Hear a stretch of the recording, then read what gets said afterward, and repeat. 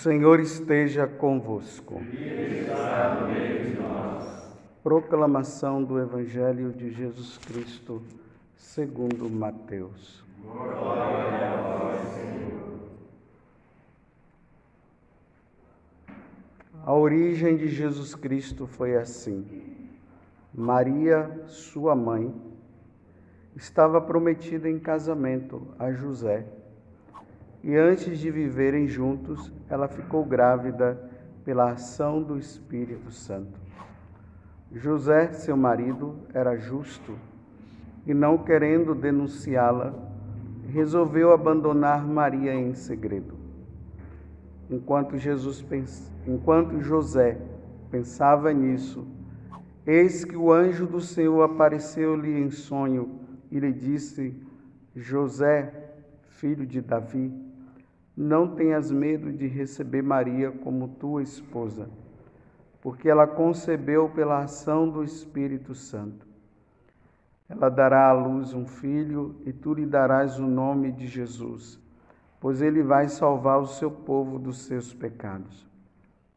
Tudo isso aconteceu para se cumprir o que o Senhor havia dito pelo profeta: Eis que a Virgem conceberá e dará à luz um filho. Ele será chamado pelo nome de Emanuel, que significa Deus está conosco. Quando acordou, José fez conforme o anjo do Senhor havia mandado e aceitou sua esposa. Palavra da salvação. Glória a vós.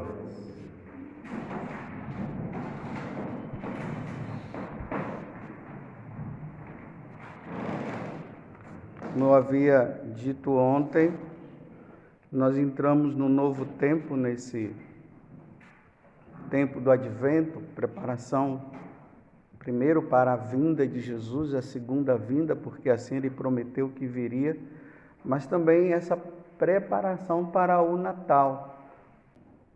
Até então, nós estávamos ouvindo quem? José. João Batista. Tudo estava se voltado para João Batista. Aquele que também foi enviado para preparar o povo para esperar o Senhor que iria chegar. Agora tudo se volta para Nossa Senhora. Então vejam uma coisa importante. No século XVI, lá no México, um índio, que agora é santo, São Juan Diego, ele estava indo para a catequese. Ele já era um índio convertido. E de repente, quando ele chegou nas mediações de um monte, ele começou a ouvir um canto e uma voz assim, bem suave, que ele disse que aqui na terra ele nunca tinha ouvido também, uma pessoa que falasse daquela forma. Era uma candura a forma como ela falava. E essa mulher, quando se dirigiu a ele, ela disse assim: Juanito, menor dos meus filhos, fica sabendo que sou Maria, sempre virgem, mãe do verdadeiro Deus, por quem vivemos. É assim que ela se apresentou para ele. Diante de uma situação que já havia se realizado lá nos anos 649, num concílio de Latrão, o Papa Martinho I tinha declarado que Maria, ela era virgem antes do parto, no parto e depois do parto. E o que se ficou disso aqui foi que ela era e é sempre. E ela se apresenta para São Juan Diego, dizendo: eu sou a sempre virgem, mãe de Deus. aquele que vive para sempre, aquele ao qual nós vivemos. Essa questão não foi fácil para ser entendida, para ser compreendida, mas Deus já tinha colocado isso no seio da igreja. A igreja só não tinha declarado, mas no coração do homem, na massa católica, já se compreendia que Nossa Senhora era virgem. Porque até mesmo o profeta Isaías já tinha falado: uma virgem conceberá e dará à luz a um filho. Aí vejam, que situação dramática. Eu comecei falando assim como introdução, para entender essa situação dramática que José havia passado, que não foi fácil. Ele estava prometido em casamento com Nossa Senhora e de repente ela aparece grávida. Como se deu esse negócio? José, ele ficou numa dúvida tremenda. Às vezes tem pessoas que querem, às vezes assim, falar, né, que não foi bem assim não, que José não teve dúvida desde o início. Não, José ficou intrigado. Ela é prometida em casamento para mim, comigo. Nós não tivemos nada. E ela agora está grávida? Em nenhum momento na história da humanidade aconteceu de uma pessoa, na realidade, não na fantasia, né?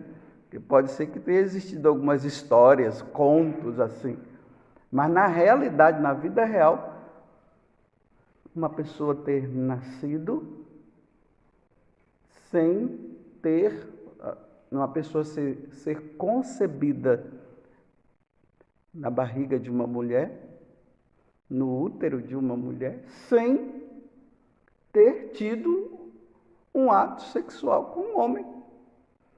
Isso nunca aconteceu. Então, na hora que José vê que Nossa Senhora está grávida, a única coisa que ele poderia pensar é: me traiu. É óbvio. Se eu não tive nada com ela, ela está grávida, é óbvio. Alguma coisa aconteceu aí, ela me traiu. E aqui vai dizer que José, ele já quis rejeitar. E ao mesmo tempo protegê-la de ser apedrejada, porque a lei dizia, né, que uma pessoa assim fosse pega em adultério, e aqui estava bem visível um provável adultério, então deveria ser apedrejada. Então ele resolveu o quê? Sair de fininho e deixá-la. Porque, eu repito, não é fácil. Não é fácil um homem saber que foi traído pela esposa, ou a esposa foi traída pelo esposo. Não é fácil. Graças a Deus tem tanto mulheres que foram traídas como homens que foram traídos. Dentro ali do sacramento do matrimônio, eles compreenderam e resolveram recomeçar. Graças a Deus. Diante daquela promessa que fizeram, na alegria e na tristeza, na saúde e na doença. Então, na tristeza ali do adultério, aquele homem olha para ela e diz: vamos começar tudo de novo. Ou vice-versa, o contrário, a mulher, diante do marido que adulterou, ela: vamos começar tudo de novo. Porque nós fizemos uma promessa e a pergunta é: aonde foi que eu falhei? Como eu já contei várias vezes aqui, mas vou só recordar, uma pessoa me contava que O pai dela, muito assim religioso, ele costumava ali, ele pertencia a, como é que aquele movimento que tem na igreja, que as mulheres colocam Nossa Senhora lá como centro e rezam sempre a catena de Nossa Senhora, a Legião de Maria, obrigado, da Legião de Maria. Então ia ter uma reunião da Legião de Maria, isso foi à noite, aí ele foi para a reunião, não era muito assim de igreja, ficou em casa, e toda vez que ele saía, ela trazia um homem para casa, e ali tinha as coisas com ele, e os filhos eram pequenos, então eles davam balas ali para as crianças, né? A ludibriar as crianças e tudo. Tá bom não, tá mal, né? Aí, quando ele foi nessa reunião, a reunião terminou mais cedo. Quando ele chegou em casa, encontrou o homem com a mulher na cama, no quarto deles. A primeira atitude do homem foi: sai daqui da minha casa, e mandou o homem embora. Aí, o gesto dele foi um gesto assim, nobre, de homem de Deus, que compreendeu o que era o sacramento do matrimônio. Ele se dirigiu à mulher, se ajoelhou nos pés dela e disse assim: se você anda fazendo isso comigo, alguma coisa deve estar errada comigo. Eu devo ter errado em alguma coisa. Vamos começar tudo de novo.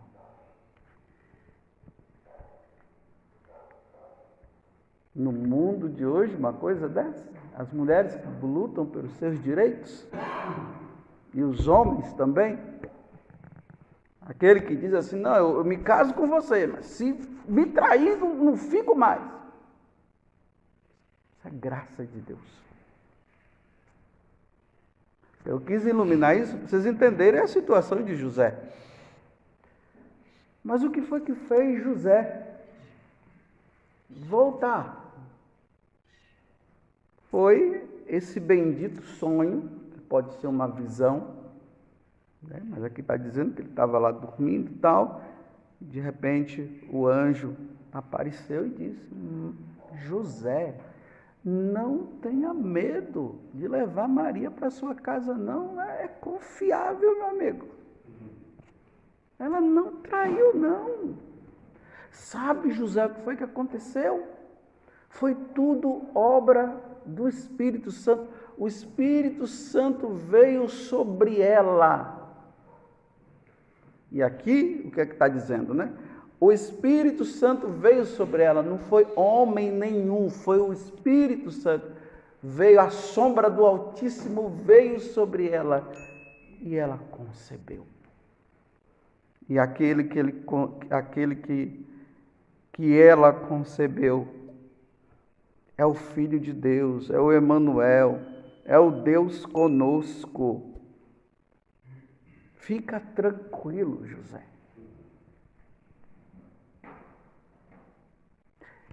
Se isso não acontecesse, eu não sei aonde ia dar essa situação, não.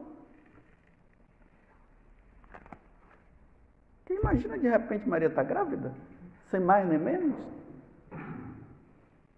Por isso José recebeu. Então, Maria concebe o Filho de Deus, a segunda pessoa da Santíssima Trindade, como eu falava ontem para vocês. A segunda pessoa da Santíssima Trindade é Deus com duas naturezas: a divina e a humana. Se Deus conceder a graça de nós irmos para o céu um dia, e esperemos, né? Então, vamos lutar para nós chegarmos ao céu e vamos fazer aquilo que São Paulo diz para Timóteo: conquiste a vida eterna. Então, vamos conquistar. Vamos dissipar da nossa vida todo e qualquer pecado. Vamos levar uma vida santa para quando o Senhor, quando Ele vier na sua glória, nós vimos ao encontro dEle, mas se Ele nos chamar hoje, que nós estejamos na graça de Deus e sejamos santos para ir para lá. Então, se um dia nós chegarmos no céu, lá nós vamos ver o Pai, que é Espírito,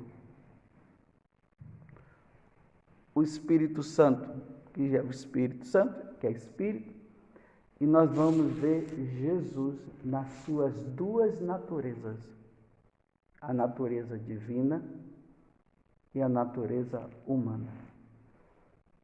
E nós vamos ver ali mais abaixo, né? Porque Nossa Senhora não pode ficar no mesmo nível da Santíssima Trindade, ela é um pouquinho mais abaixo, ela a mãe da segunda pessoa,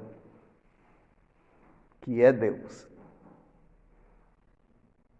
É isso que nós vamos contemplar lá na eternidade, quando nós chegarmos lá, se Deus quiser e Ele quer, e nós lutaremos para que isso aconteça na nossa vida. Então vejam, então não houve rompimento do ímen, não houve relação sexual. Deus veio, ficou na barriga dela. Então ela permaneceu virgem, uma virgem conceberá e dará à luz a um filho. No dia do nascimento de Jesus, aconteceu também um outro milagre que nós não sabemos descrever, é um outro milagre. Jesus nasceu. Como? Isso aqui está na misericórdia e na onisciência divina. Não houve rompimento. Jesus nasceu. Ela continuou virgem. Isso nós cremos. Porque seria mais fácil nós acharmos que houve, né? É mais fácil, né? Não, mas a igreja diz. Jesus nasceu e ela continuou intacta. Foi isso que nesse concílio de Latrão, o Papa Martim I declarou, 649. Declarou isso para toda a igreja. Imagino os cristãos naquele tempo lá vibraram de alegria porque isso já estava no coração do homem, já estava, a igreja só não tinha declarado ainda, já estava no coração. E depois ela continua virgem. Ela continua casta, pura. São José não teve relação sexual com Nossa Senhora depois que Jesus nasceu. Não teve. A Virgem Maria é uma obra divina, é uma obra de Deus. Não houve relação sexual. Isso é uma grande verdade, é um dogma de fé. Nós, da Igreja Católica, nós cremos nisso. Se você, católico, diz que depois que Nossa Senhora, depois que Jesus nasceu, ela teve relação sexual com São José, você não é católico.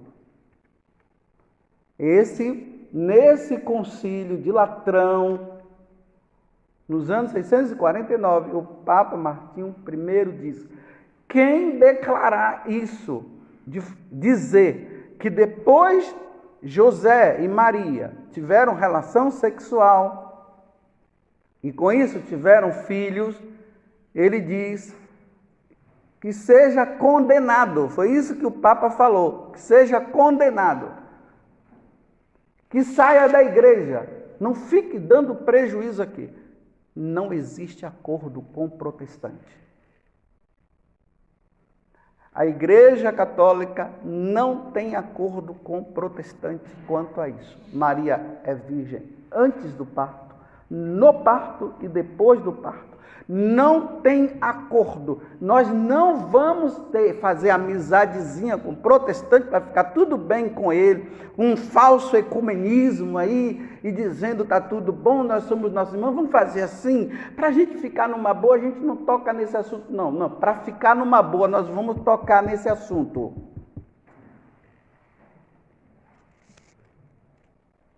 Vou repetir. Para ficar numa boa, nós vamos tocar nesse assunto.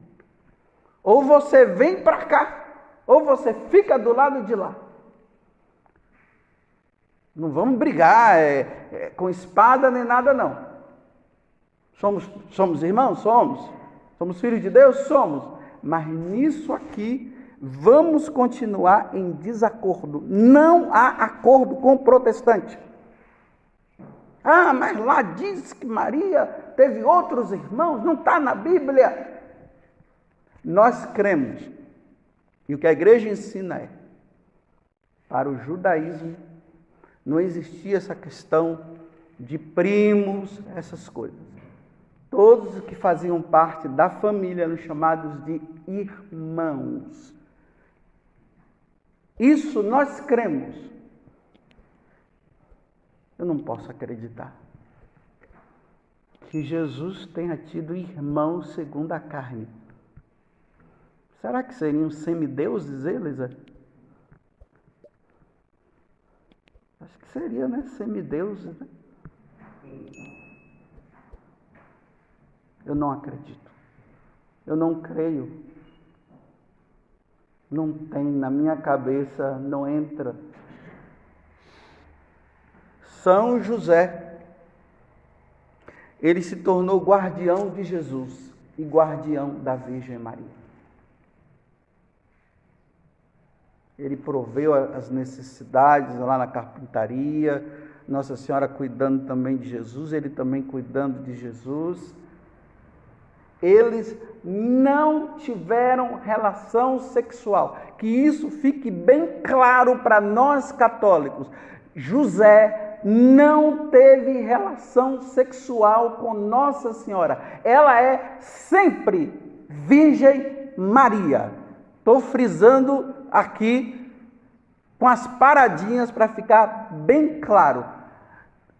Nossa Senhora, a mãe de Jesus, a mãe de Deus, que é um outro mistério que nós vamos ver no decorrer agora desses dias, ela é sempre Virgem Maria.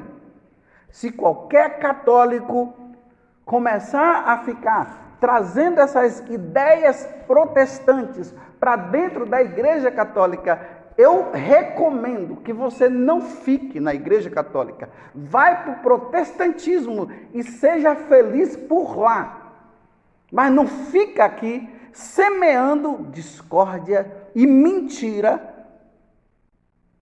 principalmente nas pessoas mais simples.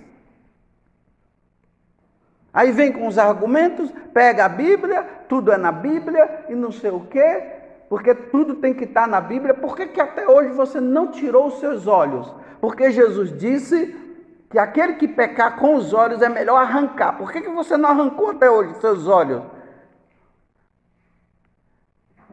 Que fica pecando, olhando tanto as mulheres e os homens desejando no coração. Já era para ter arrancado os seus olhos. Era para os protestantes serem todos cegos. Por que não cortou a mão? Se tua mão te leva a pecar, vai, detona ela. E os pés também. Era para ser cego, manco e não sei nem como é que fala a mão. Porque tudo está na Bíblia. Vamos fazer o que está na Bíblia. Para se identificar um protestante era só ver, é cego, sem mão e sem pé.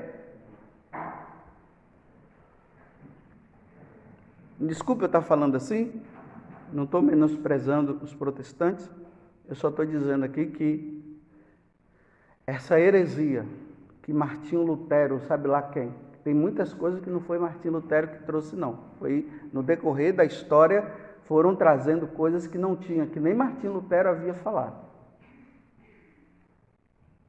E agora ficam atazanando a vida nossa, querendo dizer que Nossa Senhora é uma pessoa qualquer. Não é.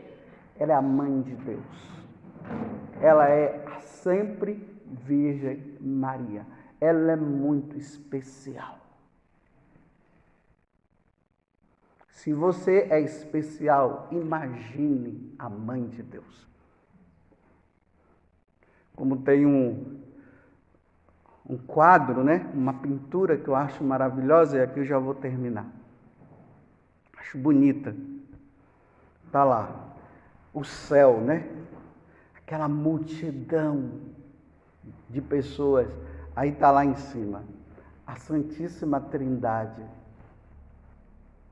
Abaixo um pouco, Nossa Senhora, depois os anjos e os santos.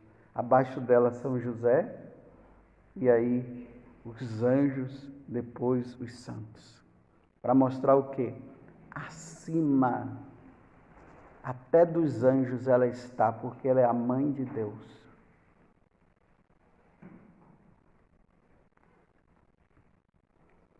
Pronto. Guardemos isso no nosso coração e não tem acordo com o protestante. Não tem acordo. Ela é virgem antes do parto.